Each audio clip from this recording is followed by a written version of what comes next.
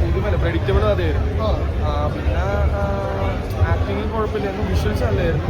പക്ഷെ കഥ ഭയങ്കര പ്രഡിക്റ്റബിൾ ആയി പോയി. അതാണ് ഞാൻ വിക്രോജ് പ്രതീക്ഷ വന്നത്. പക്ഷെ ആ ഒരു ഹൈപ്പിൽ വന്നു. പക്ഷെ കുഴപ്പമില്ലായിരുന്നു.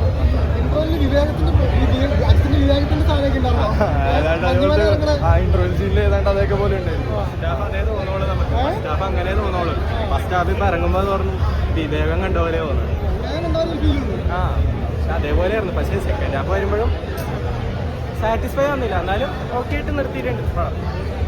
നല്ല പടം, ടെക്നിക്കലായിട്ട് ഉഗ്രം പടമാണ്.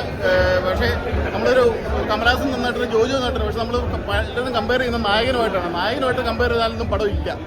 ഒരു നായകൻ എന്നൊക്കെ പറഞ്ഞാൽ ഇന്ത്യയിലെ ബെസ്റ്റ് ക്ലാസ് മൂവിലൊന്നാണ്. ആ ഒരു കമ്പാരിസൺ ഒന്നും ഇതിനകത്ത് വരുന്നില്ല. ടെക്നിക്കൽ അടിപൊളി, ജോജു നന്നായിട്ടുണ്ട്, കമലഹാസനും അടിപൊളി. പക്ഷേ കമലഹാസന്റെ മുന്നിൽ ചിമ്പു മാത്രമോ അതുപോലെ നമുക്ക് തോന്നുന്നത്. എത്ര ഒന്നും ഇത് വന്നിട്ടില്ല, കുഴപ്പമില്ല. ബാക്കിയുണ്ട് കമലഹാസനും ജോജു കിടിലൻ, ഒന്നും പറയാൻ കേട്ടോ. ഒരു ഫൈറ്റും കണ്ടു. അവസാനത്തെ ഫൈറ്റ് എന്നൊക്കെ പറഞ്ഞാൽ കിടിലൻ ഫൈറ്റാണ്. രണ്ടുപേരും കമലഹാസനും ചിമ്പുമായിട്ടുള്ള ഫൈറ്റ് ഉണ്ട്. അവസാനത്തെ ഫൈറ്റ് കിടിലനാണ്. ഒരു മൊത്തം നോക്കുമ്പം ഇച്ചിരി പരാജയമാണ്. ഞാൻ നായകൻ പ്രതീക്ഷിച്ച് വന്നതാണ്. നമ്മുടെ കമലഹാസന്റെ പഴയ നായകൻ പടം പ്രതീക്ഷിച്ച് വന്നതാണ്. പക്ഷേ ആ ഒരു ഇത് കിട്ടുന്നില്ല കേട്ടോ. മാസ് ഫാക്ടേഴ്സ് കുറവാണ്. അതായത് സിനിമയിലെ പല പല ഭാഗങ്ങളിലെയും നമുക്ക് ആ ഒരു റെലവൻസ് ഫീൽ ചെയ്യുന്നില്ല. എന്നാലും കണ്ടിരിക്കാമെന്ന് മാത്രം.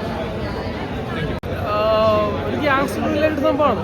അപ്പോൾ നമ്മളിപ്പോൾ എക്സാമ്പിൾ പറയുകയാണെങ്കിൽ ഒരു കവാലി ടൈപ്പ് മൂവിയാണ്.